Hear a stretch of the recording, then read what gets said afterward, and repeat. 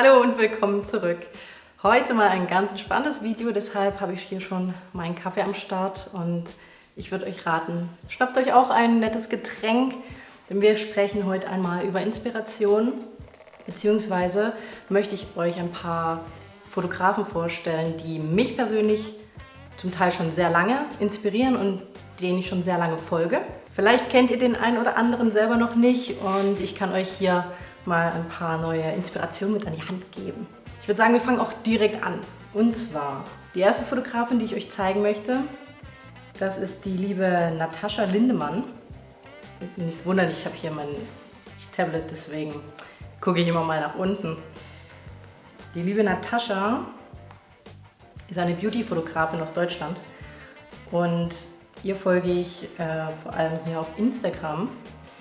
Die macht so geile Beauty-Aufnahmen, mal von der Retusche abgesehen, also die sind auch super gut bearbeitet, aber allein auch die Motive zum Teil und was sie in ihre Beauty-Shots integriert und mit welcher Qualität sie das Ganze umsetzt, ist einfach fantastisch. Auch in der Beauty-Richtung arbeitet die liebe Mona Strieder, auch eine deutsche Fotografin.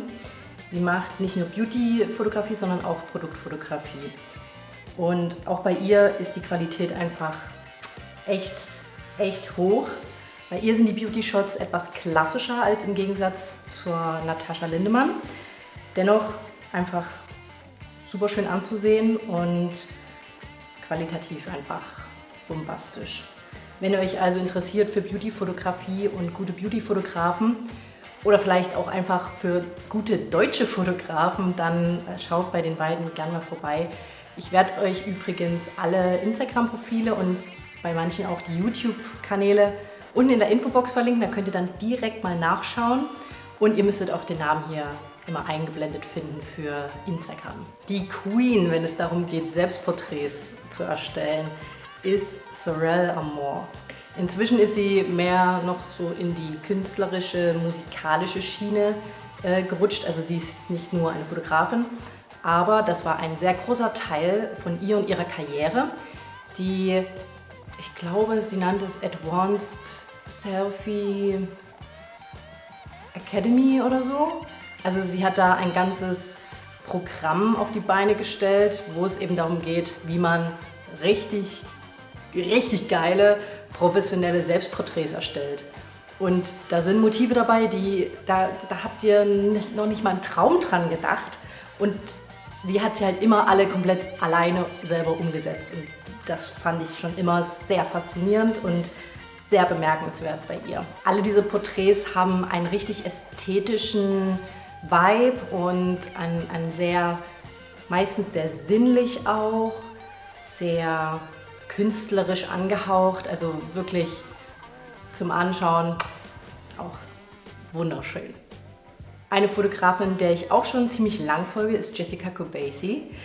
Sie findet auf YouTube sowohl als auch auf Instagram statt und beschäftigt sich vor allem mit Fashion-Fotografie und Porträts.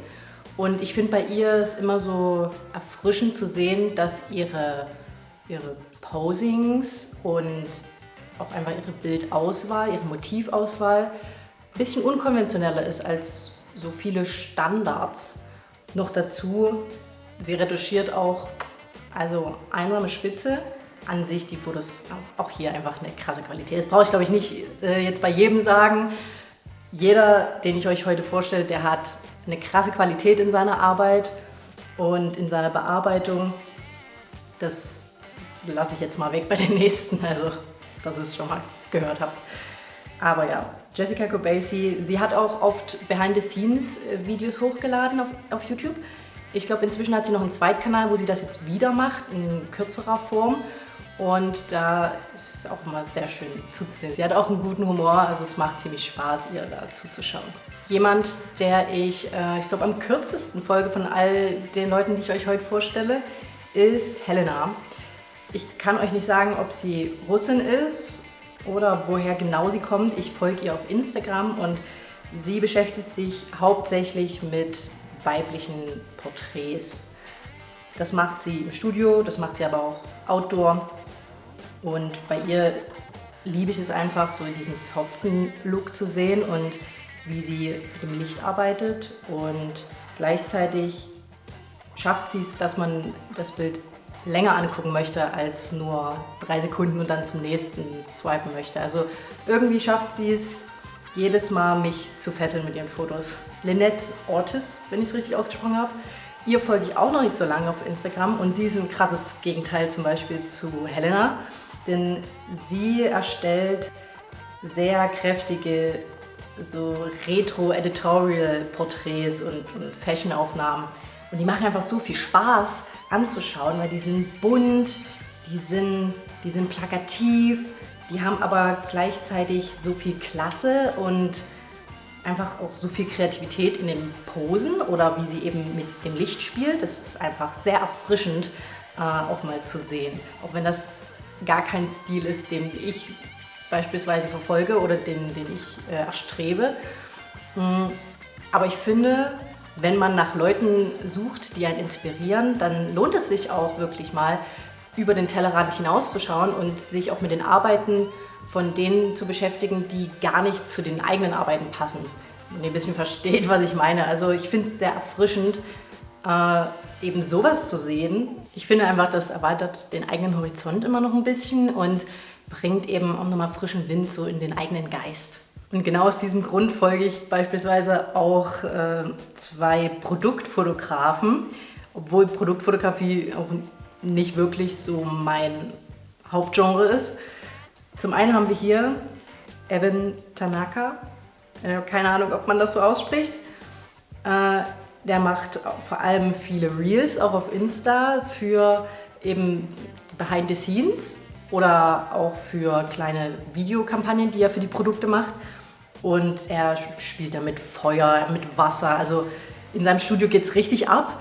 Und ich finde es super interessant einfach zu sehen und super interessant zu schauen, was da alles so möglich ist einfach. Genauso ist es bei Daniel Schiffer für mich. Ihn schaue ich auch super gern auf YouTube. Er hat natürlich auch Instagram und auch hier postet er viele Reels rund um seine Produktfotografie. Viele Close-up-Sachen und sehr, sehr gut durchdachte und sehr gut konzeptionierte Produktaufnahmen einfach. 2 Fotografen habe ich heute noch für euch. Die erste, die ich euch noch vorstellen möchte, die ihr vielleicht noch nicht kennt, ist Marie Bersch. Sie ist eine deutsche Fotografin und inzwischen, glaube ich, nach Dubai ausgewandert. Sie erstellt sehr High-End Porträts und Fashion-Aufnahmen, alles Outdoor und vorwiegend mit natürlichem Licht. Die Aufnahmen sind einfach, die sind so krass. Also ich bin jedes Mal richtig geschockt, wenn ich so ihre Fotos sehe, was so möglich ist und wie sie das so umsetzt. Vor allem, weil ich weiß, dass Marie und ich die gleiche Ausbildung an derselben Schule gemacht haben, nur mit ein paar Jahren Unterschied dazwischen. Und wenn man dann sieht, wo man so landen kann und was möglich ist, dann finde ich das persönlich auch sehr inspirierend. Also Marie, falls du das siehst, dann melde dich, werd mein Mentor. Ich finde deine Arbeit einfach super cool. Und last but not least, and definitely not least, ist Peter McKinnon. Also wenn ihr den noch nicht kennt, dann weiß ich auch nicht. Auf YouTube habe ich ihn von Anfang an sehr stark verfolgt. Auf Insta postet er auch richtig gute Sachen. Und er macht, also ihn einzuordnen ist schwer, weil er macht grandiose Porträts. Er macht grandiose Aufnahmen von Autos. Er macht super coole Landschaftsaufnahmen und Reisefotografie. Er ist auch wirklich ein König, was die Bearbeitung betrifft und nicht in Form von Hautretusche, wie jetzt die Beauty-Fotografen, sondern so Bearbeitung von Licht, Farbe, Helligkeit in Lightroom zum Beispiel. Also er ist einfach, ja, ich sehe hier auch Konzertfotografie, also gefühlt fast alles Lifestyle-mäßige, was ihr euch vorstellen könnt, kann Peter McKinnon at its best. Also wirklich, wirklich grandiose Arbeit. Und noch dazu liebe ich seinen Charakter. Ich liebe seine Art, wie er Geschichten erzählt. Auch das ist ein Talent, was er hat, wie er die Videos aufbaut und jedes Mal eine super coole Geschichte daraus baut. Also wirklich sehr fesselnd und sehr packend. Und ich denke, ja, von ihm kann man auch sehr, sehr viel lernen und sich sehr viel mitnehmen. Vielleicht war für euch ja auch der ein oder andere neue Name dabei und der ein oder andere, der euch vielleicht genauso inspirieren kann wie mich. Wenn ihr noch ein paar Tipps habt für mich, wer so richtig gute Fotografen sind, wo ihr sagt, die inspirieren euch, die bringen für euch frischen Wind oder haben einfach eine außergewöhnliche Ästhetik, dann lasst es mich unbedingt in den Kommentaren wissen. Da bin ich mal sehr neugierig und schaue mal gerne mal rum, wen es noch so gibt in der großen, weiten Welt. Denn ich weiß, es gibt unheimlich talentierte und super viele Fotografen, die es wert sind, dass man sie sich anschaut, beziehungsweise ihre Arbeiten anschaut. Und ja, also wenn ihr da Empfehlungen habt, lasst es mich gerne wissen. Ansonsten bedanke ich mich, dass ihr wieder reingeschaltet habt. Meinen Kaffee, den habe ich jetzt nicht wirklich trinken können derweile, aber den werde ich jetzt trinken. Ich hoffe, es hat euch gefallen. Wenn dem so ist, dann gebt dem Video gerne einen Daumen nach oben. Und vergesst nicht zu abonnieren, wenn ihr es noch nicht gemacht habt. Und dann sehen wir uns bald im nächsten Video wieder. Bye!